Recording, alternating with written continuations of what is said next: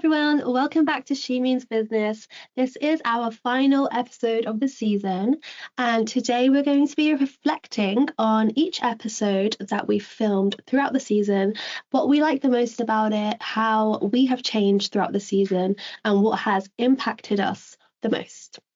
So shall we begin with episode 1? Episode 1 was obviously the opening episode, and that set the course for the whole of this first season that we're now wrapping up and sat here.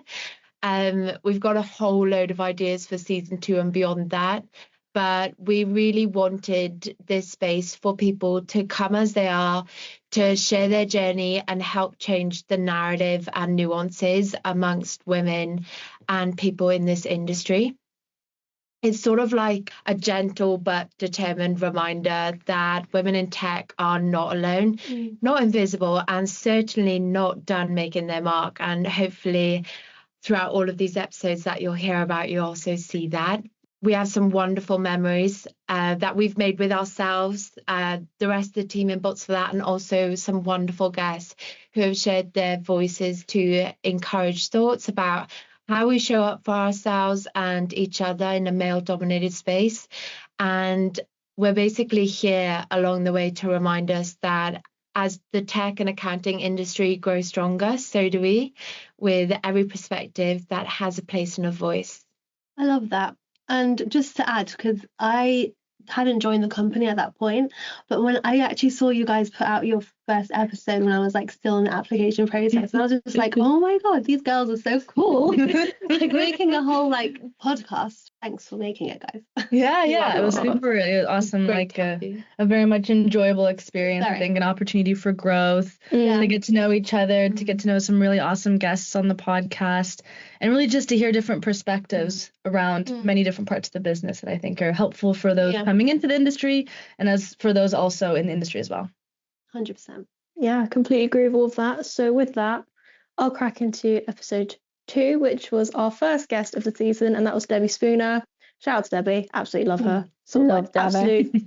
Completely brightened up the room. I couldn't have had a better first guest, really, being so new to this. She sort of understood that it wasn't going to be completely perfect because we were all learning as we went as well. So in this episode, we spoke about the work-life balance and the parts that I really loved during this. First of all, when we got onto the idea of like conditioning. So she was talking about how her parents were with her because of the way they'd been conditioned in like a certain period of time. And then she'd been told certain things of like, oh, it's very much a man's world. You need to be able to stand out in a certain way. You need to act in a certain way when you're a woman in the workplace, and sort of discussing how it is now and how it's been changing. She also proved to everyone in the room, I think, that you can just fight against it and learn to be yourself, which is what she's ended up doing. She was saying everything to do with mindfulness and yoga. She's a hugger instead of a handshaker. I loved everything about that. Another section that I thought was great was touching on imposter syndrome, because I think that's where we all shared certain experiences of our own, and it just showed that no one's really alone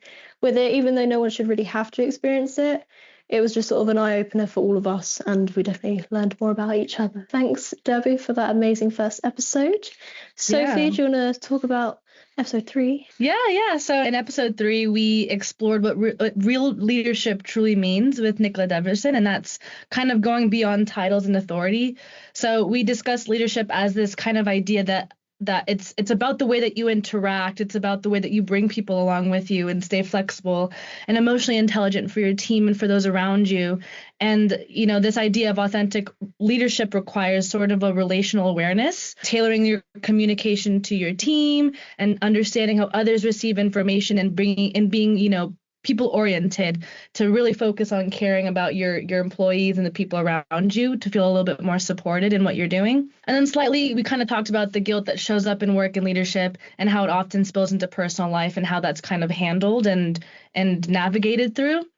And I think one of the major focuses was learning to understand your value and what you bring to the table and believing in yourself and the kind of growth that goes with it, right? So I think the idea of growth really came up as one of the core themes in this episode. So that's growing your confidence, recognizing what you deserve, and seeing that imposter syndrome, while often framed negatively, is not necessarily a weakness, but kind of a tool that helps you grow and evolve into the person that you want to be, right? So this emphasis of the importance of asking for what you want and what you need, and being prepared with all of that with evidence, right? To be able to have that confidence in yourself and what you deserve, and to show that aspect of yourself to other people who are going to help you grow and move up that ladder. This kind of asking for what you need and that importance there helps manage the fear of rejection, right? And understanding that facing no's is part of that path. And in an entire world of no's, there's going to be one yes that will help you move up to where you want to be. And then these rejections help you actually clarify what it is that needs to happen next, including knowing when it's time to move somewhere, and that better supports your goals and who you are as a person. And then lastly, I think we also talked about embracing change, and both personally and in the broader aspect of the world of AI, right? And technological advancements and what's coming forward in the future.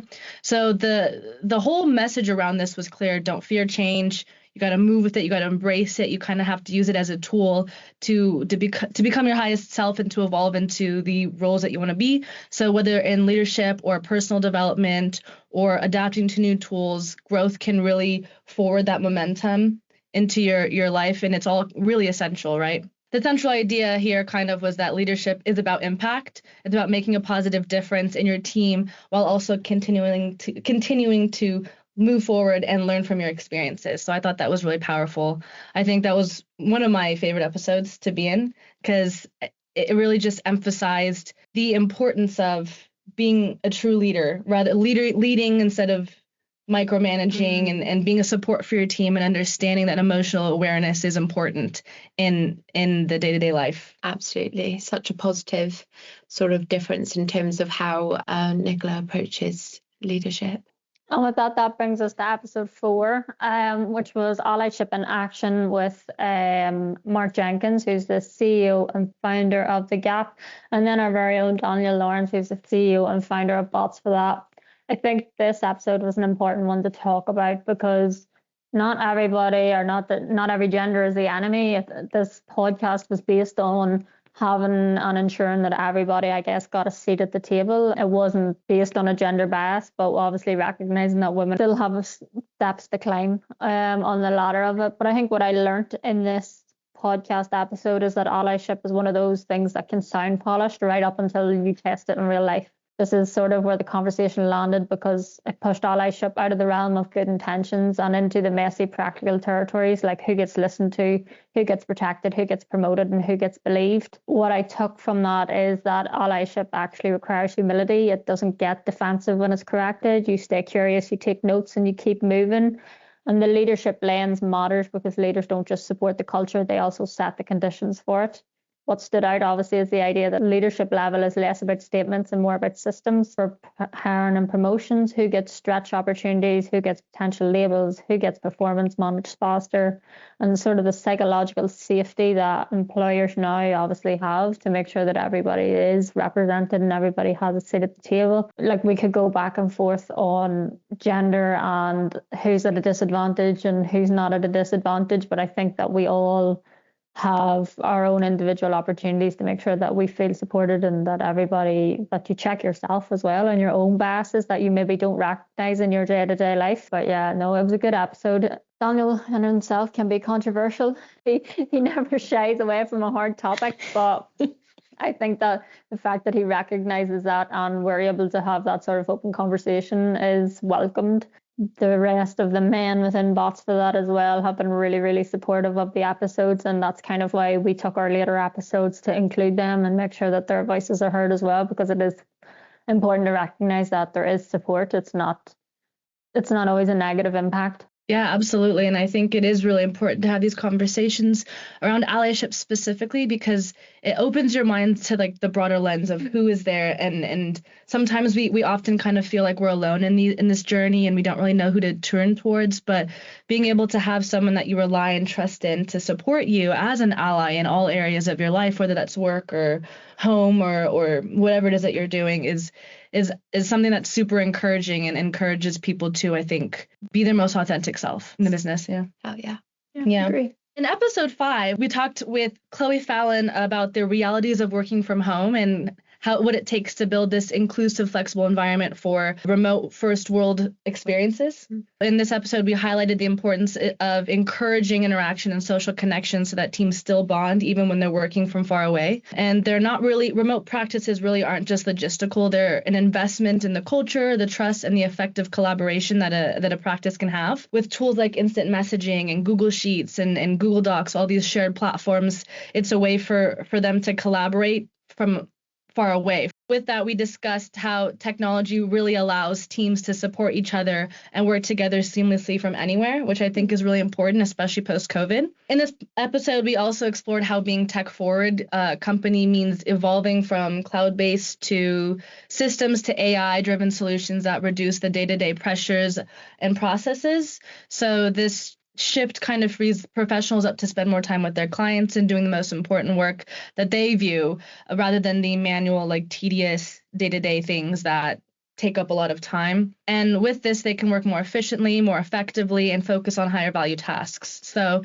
even though we're just scratching the surface of AI, there's, I think, a need for cross-industry collaboration to have strong compliance practices and, I guess, an awareness of both the risks and the benefits that come with this rapid pace of technological growth. And then beyond technology, we examined mentorship and leadership and how they kind of flow in from all directions of your practice. It's not just, feedback from below to up or up to below. It's across the business. And you can find this internally and externally.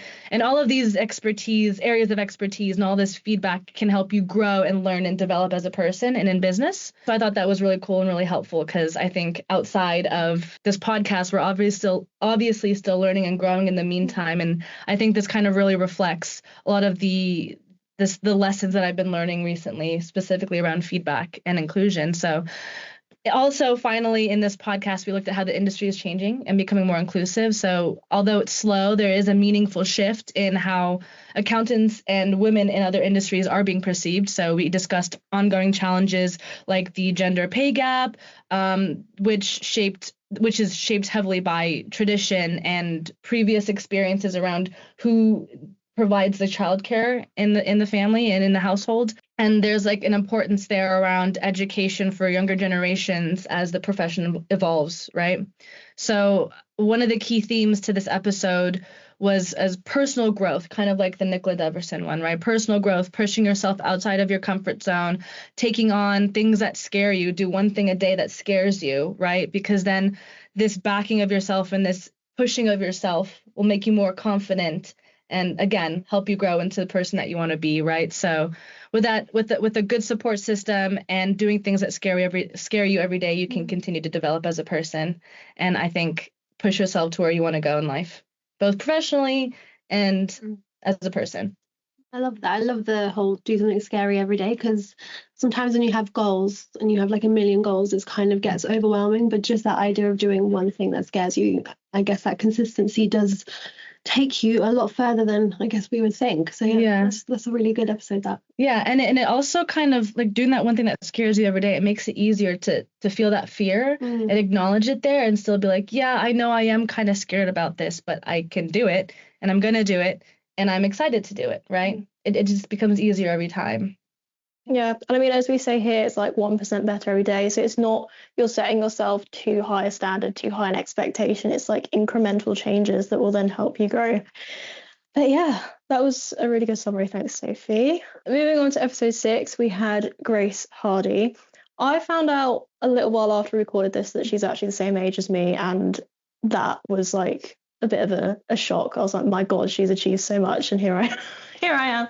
But I know it's not a good thing to compare yourself, and I could honestly turn that into a whole episode itself, but she has achieved so much, and I think I admire her for that because, she owns her own business. She's already won loads of awards. This year I saw she went to Oxford to do like an incredible speech, and she helps other women and invests in them and helps them grow and shape their way into their own careers and so on and so forth. She, in the episode, discussed how she got to where she is today, and she shared that, again, you don't have to follow the single path that everyone's set. Like, you don't have to go through the education system and get perfect scores and all that, because she struggled at school, but she's been able to turn her life around and just thrive and have her own business and be a CEO at 23, which is crazy to me. She also opened up about her ADHD diagnosis and how she had to face challenges within that. She doesn't let her ADHD affect her, and she is proud of who she is, which I think we can all agree that this whole labeling thing, it just doesn't matter at all. Like, so many people have something, but it doesn't stop you from being who you want to be and being an amazing person, really. It's just everyone has their own little individual challenges. And then finally, we also touched upon the use of AI in the accounting space, and Grace is someone who is all for AI and has used it herself in her own company, which she's also expanding her company now, just to let you know. Congratulations. Yeah, she's been doing well. Again, like Chloe Fallon, they all work remotely, so they have to find ways to make sure they all click and communicate well. But yeah, it was just a really interesting episode. She's probably our youngest guest that we had, so hearing from someone of a younger age traveling through the career path in this day and age is quite a contrast from our more established guests who sort of did have it where men were dominating more. But I feel like from the younger generation's perspective, we are heavily facing that now and just saying no. Yeah, I mean, although I wasn't really part of that episode in a host sense, I did really identify with her descriptions of, ADHD and her experiences navigating the world with that diagnosis, and how it didn't let her get down and I guess didn't let her shut down from all the potential that she has. And I think that's one of the important things about this podcast, right, is that it allows us to identify with people in the businesses and understand what they're going through and kind of have empathy and sympathy for that, just to get a broader understanding of, there are other people here that experience the same thing that I do. And it's a little bit inspiring, obviously. So that's cool to hear, I think. I think it's supported a lot of a culture in how we collaborate as well. Because understanding those elements to people and how they work and how their brain works as well, like we can change it. Yeah. How we work with them. Right. So it's and evolve with different perspectives. Yeah. I think what we learned probably out of this whole podcast is like we've untapped into a community that we just never knew existed. And we didn't really see it until we started diving down into how much actual support is available, until we started interviewing guests and how willing everybody was to help as well, which was a real eye-opener for me. But I think every episode that we've done has taught me something different about myself that I just didn't know before. Or else it's reinforced the idea that, oh, do you know what? Maybe I'm not as shit as I thought I was. It's all going to be fine. I'm on the right track. Yeah, a good reflective tool for us all to use, both positively and for things that we can absolutely improve upon. So love that. So I guess that brings us to episode 7. So that was my first podcast recording, and I was interviewed by the lovely Sophie. So I really love how we structured that episode. It was very conversational, had some funny elements, and I guess the main purpose of it was, of course, you wanted to introduce me, but also we got really deep in terms of the conversations we had. And I think one of my favorite parts of that was when we talked about mental health, and especially within the workplace. And that's definitely something I'd like to touch on in more detail in the future, because it's kind of one of those topics where everyone talks about it, but do we really talk about it? Like, we really get into the meat of it. Yeah. And when we spoke about your therapist, I just thought that was amazing. Like, I would love to have her. She was a gift, actually. I was really happy. Yeah. And yeah, that whole episode of recording just felt very reflective, like the way you asked me questions. It was really fun. Another thing we spoke about was also that, I know you've touched on it on other episodes, but that imposter syndrome, especially coming into a very male-dominated company. And I think it's kind of, at the moment, male dominated in most tech companies, so it's not like it was a surprise. But when we talked about it, it's comforting to know that these feelings aren't just singular, that we kind of all do feel these feelings, and by sharing them, it makes it feel a little bit less lonely, I think. So that was really great. And then I really enjoyed the funny questions. My favorite question was, how would you describe, what we do to your dog? Oh, yeah. Did that make it into the final cut? I could have made it, but that was so funny. I was literally laughing. Who wins run time? That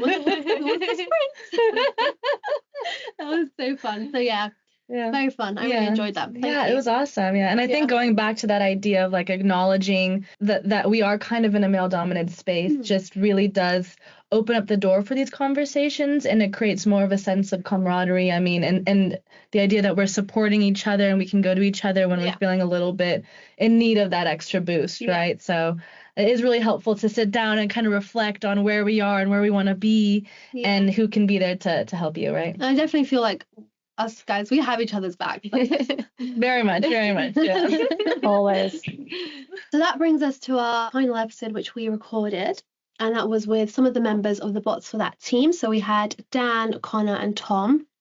I think that was just a really insightful episode, and like I personally have never had conversations with guys the way that we did that day, and it was really nice, to be honest, to just be able to understand like what they think about bro culture and the subconscious biases that they might hold, and also where they think the future could improve and how they would encourage future generations to get into the tech industry. So yeah, it was very insightful. I feel like having these conversations aren't usual in like a work environment, and I'm really glad we did it, because even now, like when we're out with the guys, like we still talk about it, and I think that's really nice. And I think that we're really lucky to work with men who support us. Yeah. So my favorite question that we asked them was, well, there were two. So the first one was about the subconscious bias, and I was a little bit nervous about asking that because I was like, oh, are they going to want to say it? But they were truthfully like honest and open and very open-minded about, you know, where their thought processes used to be and how they feel now. So that was really lovely to hear. And the second one was, who is their female role model? So I thought that was really lovely. So two of the guys said their moms. And I think Connor said a very well-known climbing a woman who climbed. I love that. And like I didn't know, like I feel like I learned something that day, so that was really cool. Kiki Gets didn't say us. Please don't say that again. Kiki Gets didn't say us. Oh my god, yeah. All the women on the box for that team. Season 2. But overall, I do feel like that episode was very inspiring. We all got vulnerable. We all shared a hug at the end. It was lovely. It was nice. And I think it's definitely something we should do more of in season 2. What do you think? How do you think it went? I thought it was awesome, honestly. Like those conversations. I mean, Connor and I have those conversations quite often, but it doesn't really extend as much to other members of the team. So I thought that was really, really, really insightful. And I think it kind of goes back to this reflective piece, because I'm all about reflection this year, I think. But it really is one of those things where you can just sit back and reflect on where you are, what kind of biases that you grew up with, and kind of sit with the idea that there are improvements that I can make, and I can listen, and I can learn, and I can be open about my experiences in order to really just be a better person, I guess. And yeah, it is heartwarming to have coworkers and friends that feel as openly and vulnerable in these spaces as we do. Yeah. So like you said, I really think we should bring them on again for next season, because they have a lot to say. It's a different perspective than we normally get, because a lot of the times we have these conversations amongst ourselves in a more vulnerable way. And so including those around us from different backgrounds in the team, particularly men, to have that opportunity to grow and connect with them on a deeper level to, I guess, further the trust and the support system that we have here. Yeah. Is really, really an amazing thing. It was like this episode kind of put some light into what it's like to work at Bots for that. Yeah. And the energy after you recorded that episode in the office was just outstanding. I feel like it was so positive. There was a lot of great high energy sort of vibes, and it just made me feel really great to be part of a place that cares and can talk about these things. Yeah. There's a lot of gratitude there, I think. Yeah, it's almost like they're able to just get certain things off their chest, because, as you say, they're not conversations people normally talk about. And I think that has made everyone be able to just genuinely like connect with everyone a bit more, to understand everyone a bit deeper, which has just been really nice to see. Yeah, absolutely. Okay, so, I mean, now that we've had a chance to reflect on the episodes that we filmed this last season, I think one of the things that we can talk about is what we liked about it overall, how we've changed over the season, and what has impacted us most about this episode, or about these episodes that we filmed. Would you like to go first? Yeah, sure. As you know, I'm new still, so I've only done 2 episodes, but I just really like being part of this team, to be honest. I think that's probably what I'll take from this. And just like having this outlet aside from our, day-to-day jobs, it is really refreshing. It's a bit like therapy. Yeah, absolutely, yeah. Free therapy. I didn't know that was part of the benefit. But yeah, so I haven't been here the whole season, so maybe my changes haven't been so much. But over the last 2 episodes, I do feel more confident. I remember in my first episode, I was quite nervous because I've not done something like this before. My confidence, I feel, is increasing, and I'm really excited to just get more into sort of the research side of things as well about future guests. Mm-hmm. I think what's impacted me the most is probably that last episode that we did with the guys, because it was a lot of self-reflection as well, and I just really enjoyed listening to their perspectives. So I think that I'll put that one as my most impactful moment. Nice. Should I pass it to someone? Go on, pass the mic. Pass I'm going to pass the mic to Amy. Okay, thank you. I think what I liked the most about being a part of this is being able to have a space to just talk about these things. Like I've never had a space like that, so we can sort of just discuss openly and honestly how we've been feeling about certain subjects, like the imposter syndrome one. Like I just ended up opening up about that, and I wasn't really expecting to be honest, but I think it was important because people need to hear it from others, to think, just for the relatability really. In terms of the changes, which I am still working on, is being able to just like chat, like with no script, just being able to just chat at camera or have a conversation. Like I'm not normally a conversation starter, I never have been, so it's something I've always had to challenge myself with, and I think I have seen myself improve here and there, but yeah, it's something I definitely still need to work on. But I think also learning how podcasts work in general, like learning how you put them together, how you upload them, how you get people to watch them, all the entire process of that is something that's been completely new, and I think that's been really interesting as well. And finally, something that's impacted me the most, I think, was probably episode 3 of Nicola Devison, about believing in yourself and not fearing fear, because that again is a challenge I've always had, as I'm quite a fearful person, which I think I did mention in the episode, to be fair. But yeah, I just really loved her whole conversation that we had.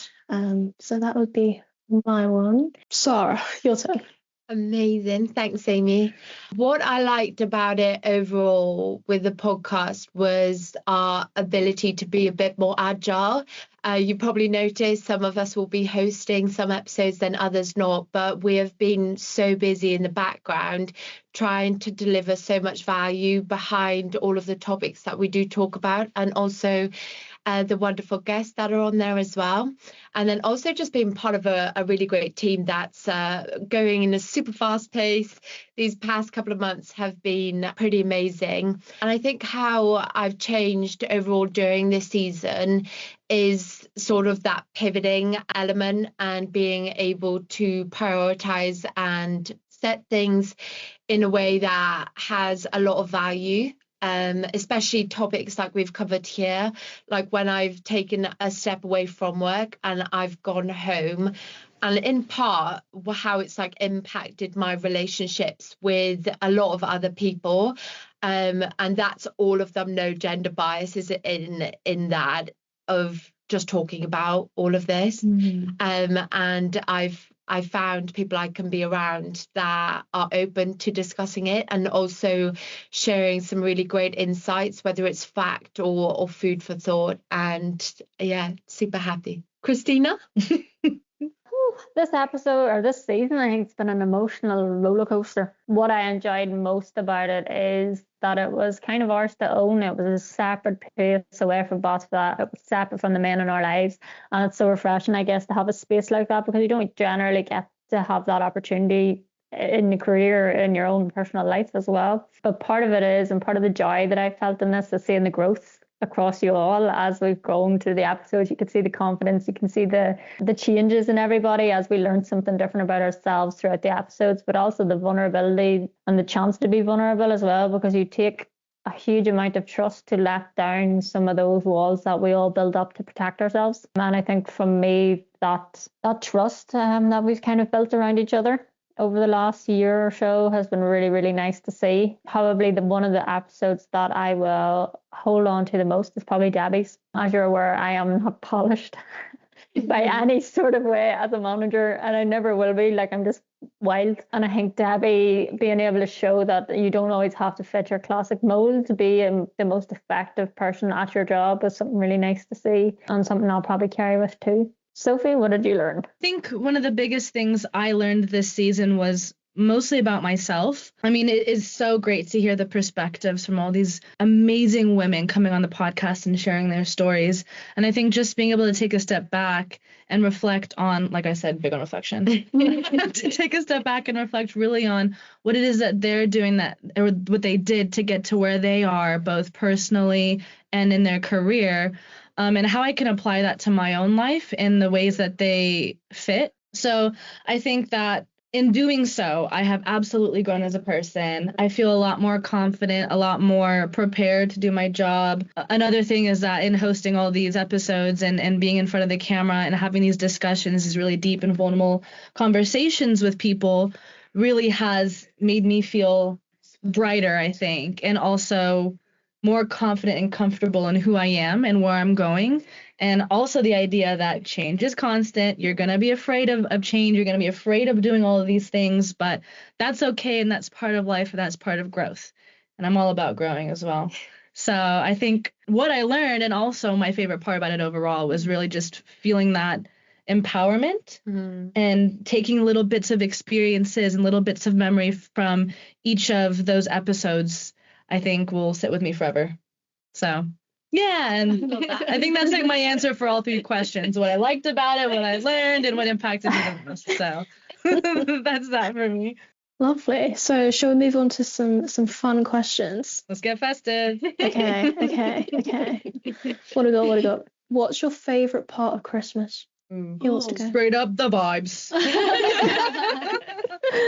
I do. The staff do. Yeah, the staff do, for sure, yeah.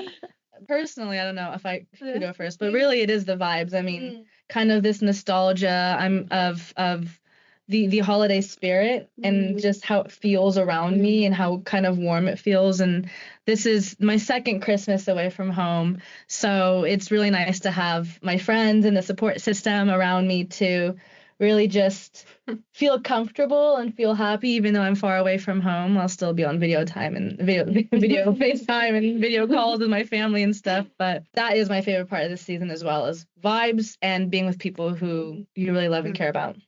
I love that. I love you've built a home away from home. Definitely feel it. Definitely feel it here, yeah. Shall I go next? Yeah. Okay. I definitely agree with you. Like the atmosphere of Christmas, I absolutely love. I feel like just like serotonin levels are high. That's all the time. Yeah. But just to mix it up, I'd probably say food. I just love the festive food. Mince pies. Ooh. Obviously Christmas dinner, roast potatoes. Oh yeah. Have you guys tried stollen? Yeah. Oh, I tried it for the first time the other day. good. I liked it a lot. Adding cinnamon. I have to add cinnamon to everything now. Oh my god. Okay. Put it on my list. Festive, yeah. And like festive candles. I mean, I could go on. But I won't. Check the Amazon basket. How about you? I think my favorite part of Christmas, and like I guess, I mean, it's funny actually being in the accounting industry, is wrapping up the year end. And reflection, I think, is probably one of the biggest things, because I get to sit and see all of the amazing things that I've achieved, the people I've met, the experiences that I've had with them, and take that into the next year. And that really makes me feel special in a way. And then also the creativity. I have such a big family and I love my nephews. So we're going to be doing something creative this Christmas. I love that. You're such a creative person. You Really. are. I think you're one of the most creative people I know. And I love that about you. I'd love to see like how your family are. Like, Oh my god, it's super insane. crazy. I'll try and get snapshots of Oh, it. please do. Yeah. Do it. No blockers. Oh. Yes, no blockers for Christmas as well. Guys, trust me. It's a wee bit different this year, obviously, because I'm in my new house. So this one, I'll probably love this Christmas is being able to put on the fresh Christmas pajamas and opening up the trees together with me and Barry. But most of the time it is family for me, like Christmas, because obviously I've got Leroy, Charlotte and Conrad. We go to Smith's Toys every year. I let them pick out their Christmas presents and stuff because they haven't got too expensive yet, so that's why we're still doing it. And then we wrap all the presents and stuff together. We spend all Christmas Eve together. We spend all Christmas Day together, and then we go to like my extended family's house and we do drinks and singing, and it's just really, really nice to be able to spend that time. Like, it is literally my favorite time of year. Whenever I left my house, mummy and daughter were like, oh, this will be it. Like, Christmas will never be the same. And I was like, I don't know what you're talking about. I'm coming home for Christmas. And I'm exactly going to be where I'm meant to be. But yeah, it's been nice. And it's been nice celebrating it with you guys as well this year. Although I'm not going to be there for the staff do. Probably a good thing considering the last one. But it's the vibes that everybody brings to it, and having the office to be able to decorate it and stuff has been really nice. Amy, what's it for you? I think actually just being able to slow down a bit, like being able to take some time, and just because life feels so fast paced a lot of the time, it feels like you're at work, the weekends go like so quickly, and then you're back at work again. It's like, whoa, okay, let's just take some time to reflect. I know it's a word drop for this episode, but and also again, spending time with family, like being able to just see loved ones and really be able to just be thankful to be able to spend time with them. Like, I don't have a massive family, so normally it's just me, my brother, my mum and dad. It's slightly different this year though, because I'm going out for Christmas with my family and my aunt. So this is like the first year we've done like a Christmas meal out. So we'll see how that goes. Yeah, exactly. That's what my mum said. She was like, I won't have to do any washing up. I was like, yeah. I mean, we have a dishwasher, but yeah.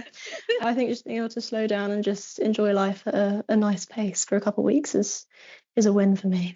Do you want to kick us off, Amy? What's your New Year's resolution? Yeah, okay. New Year's resolution in terms of my actual career, I think, is to continue challenging myself. I don't like sometimes in the year I notice myself sort of get to like a stagnant bit where it's like sort of the same thing going over and over again. I want to be able to challenge myself and do more things to help me grow and help the company a bit more. So that's probably my career New Year's resolution. In terms of actual New Year's resolutions, I would like to be able to consistently get to the gym twice a week, but that's what a lot of people say and it never happens. So I'm probably one of those people. Sophie, do you want to go? Yes, absolutely. I think my New Year's resolution career-wise is to tackle my imposter syndrome head on. I mean, obviously we've grown a lot this past couple months with the podcast, but I think those daily reminders of I deserve to be here. And I think Nicola talked about one of those things where you kind of write down the small things that you go through every week on a daily basis, to have this reflection when you're feeling like, oh, I feel low, I don't really know what I've been doing. So you look back and you read how much you've done and how much you've grown. So I think really just acknowledging that I do deserve to be here in the role that I'm in, and that I am absolutely growing as I learn through all this stuff. So that's I think my career New Year's resolution. And my personal one is to be more creative. I have, I want to do some like sculpting with some air dry clay. I want to do some more painting because I like painting. We have a room in our house right now that just opened, like we don't have a roommate moved out, so I'm really looking forward to decorating. I have I have a big ideas for that room, so Connor and I are gonna do some really good stuff with that. Yeah, I'm excited. Christina? Oh, career-wise, I would like to say I'm going to be polished, but I'm not. Probably what I want to do is get better at listening and just sitting and pausing and not getting involved in meetings and just seeing what you guys come up with in those meetings to make sure that you all have the space and the opportunity to make sure that your voices are heard in every single meeting, just not the important ones, so that everybody's contributing. And then probably, hopefully someday, C-suite, not dropping any hints, Daniel. And on a personal one, Barry just bought me a walking pad, so I'm going to try and make sure that I use it every day between the meetings, because sometimes I just miss getting out into the fresh air and getting a walk in, especially because it's always raining in Ireland, so you just have to roll with the weather. Hams? So in terms of career stuff, I would like to say yes to more things because I'm still new here, want to learn the ropes a bit better. So yeah, I'm going to say yes to more. And when it comes to personal stuff, I saw a TikTok about making every day feel like a holiday rather than rather than waiting to go on holiday. Like it could be something as simple as like going on a color walk, which is where you I love a color colour. walk. Yeah. Or just like going to a new cafe. I know it sounds like so basic, but I just want every day to feel It's special. the little things. Yeah. Rather than, waiting for the weekends. So yeah. Nice. Sarah. Okay, so my New Year's resolution for my career, I think something that I do for myself personally when I'm learning outside of work is like sounds boring or I don't know. But I write, like, I guess you could call it my curriculum of interests.